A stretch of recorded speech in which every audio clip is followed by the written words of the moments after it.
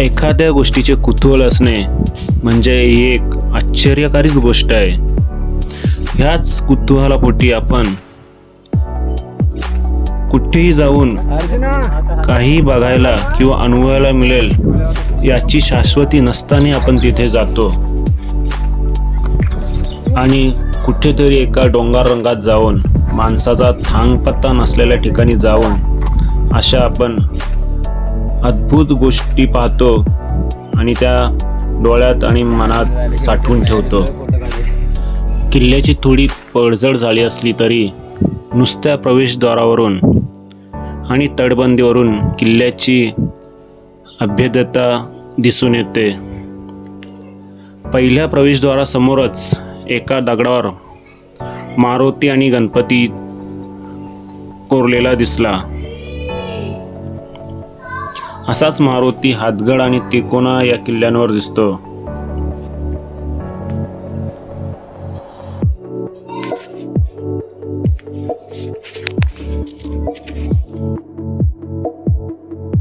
मुल्हेर किल्ला महाराष्ट्रातील नाशिक जिल्ह्यात सटाणा तालुक्यात बागलाण आहे.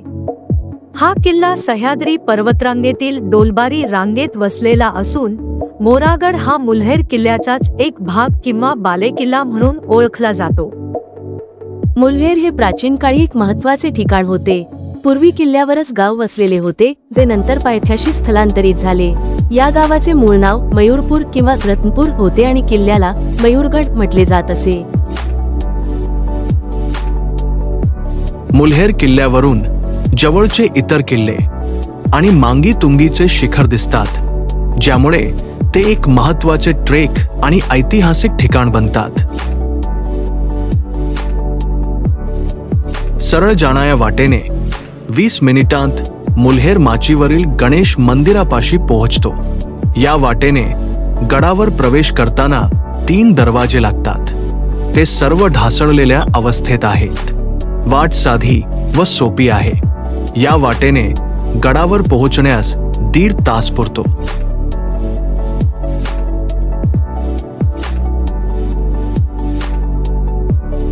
मुल्हेर किल्ल्याच्या माचीवर मोरेश्वर गणपतीचे मंदिर आहे. हे मंदिर बागलाण तालुक्यातील ऐतिहासिक मुल्हेर किल्ल्याचा एक भाग आहे. गडावर चढल्यावर या मंदिरापर्यंत पोहोचण्यासाठी 2 मुख्य वाटा आहेत. गर्द अशा झाडीतून पुढे आल्यावर पाण्यात पडलेले गणेश मंदिराचे प्रतिबिंब मनाला समाधान देऊन गेले. कुठे येऊन काय बघायला मिळेल आणि कशाने आपले मन आणि डोळे सुखावून जातील सांगणे अवघड आहे. मस्त असे वातावरण, छान हवा, योग्य प्रकाश, काय अजून काय वर्णन करू शकणार होतो आम्ही. मोठे मोठे दगड एकमेकांमध्ये गुंफून या मंदिराची रचना केलेली वाटली. पूर्ण मंदिराच्या बाहेरील बाजूने कोरीव काम केले होते. 1400 साली जेव्हा गाव किल्ल्यामध्येच वसलेले होते, तेव्हा हे गावातील मंदिर होते.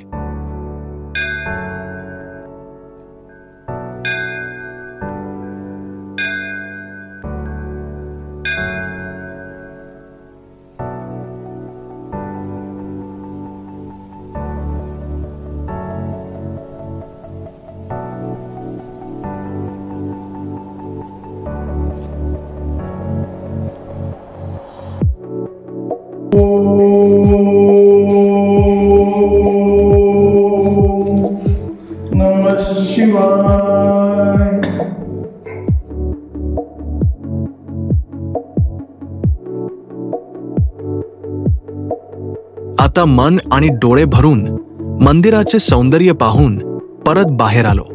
मंदिराच्या मागे हारगडाने दर्शन दिले. येथून आता किल्ला दृष्टीपथात आला होता. तरीही किल्ला एवढा अजस्त्र आहे की एकाच फोटोत पूर्ण येणे अवघड आहे.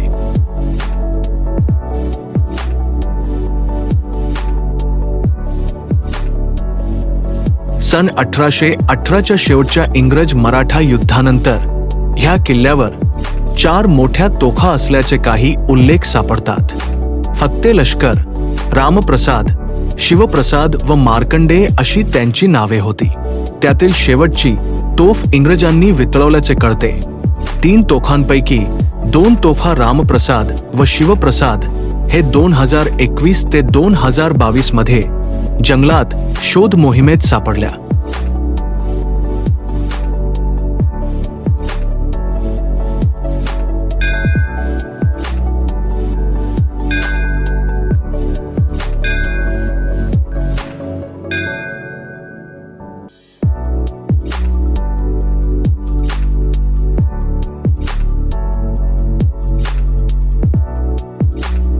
तेथून लगेच उजवीकडचा रस्ता पकडून निघालो ते 1400 सालचे पाताळातील सोमेश्वर मंदिर बघायला.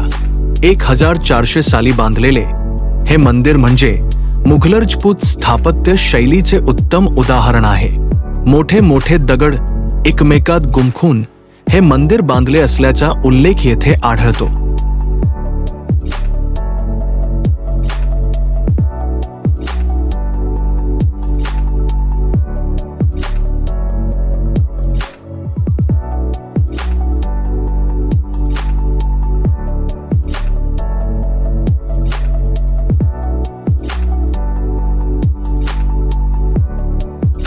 सोमेश्वर मंदिर हे पूर्णतः भुयारात आहे. याला पाताळी मंदिर पण म्हणतात.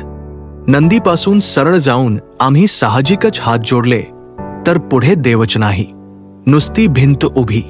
डावीकडे पाहिले तर छोट्या पायाखाली भुयारात जात होत्या.